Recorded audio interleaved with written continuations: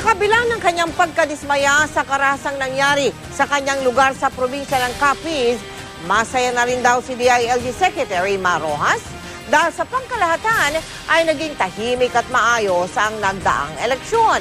May paalala din ang kalihim sa mga bagong halal na opisyal. Nakatutok si Ian Cruz. Nasa 75% na ang mga naiproklamang mga nanalong kandidato sa barangay elections kahapon ayon sa Commission on Elections o COMELEC. Kaya paalala ni Interior Secretary Mar Rojas sa mga bagong barangay kapitan at kagawad.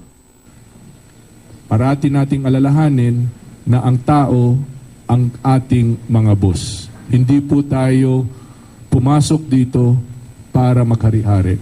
Pumasok po tayo rito para magserbisyo. Bumoto man sa atin o hindi. Generally peaceful man daw ang barangay elections, may mga naitala pa ring karahasan. Harassment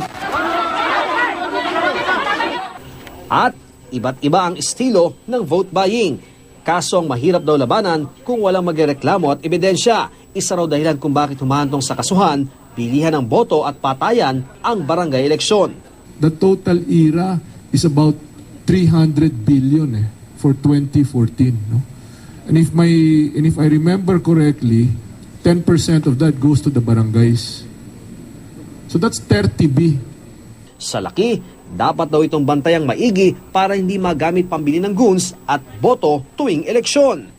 Ayon sa Center for People Empowerment and Governance o CENPEG, may 100 bansa na karamihan developing countries ang nakararanas ng electoral violence kasama ang Pilipinas. Hindi raw nawawala ang karahasan tuwing eleksyon dahil hindi pa raw mature ang karamihan na ang tingin sa eleksyon ay labanan ng personalidad o palitan lang ng nasa pwesto at pagluluklok sa kapangyarihan. Na hindi ito simpleng palitan ng mga tao, hindi ito simpleng palitan ng mga kandidato, hindi ito simpleng usapin ng pera at kapangyarihan, kundi ito ay usapin ng public service. Maaaring ilang henerasyon pa raw ang lilipas bago mangyari ng eleksyon, sesentro na sa tunay na isyu at programa para sa bayan. Ian Cruz, Nakatutok, 24 Oras.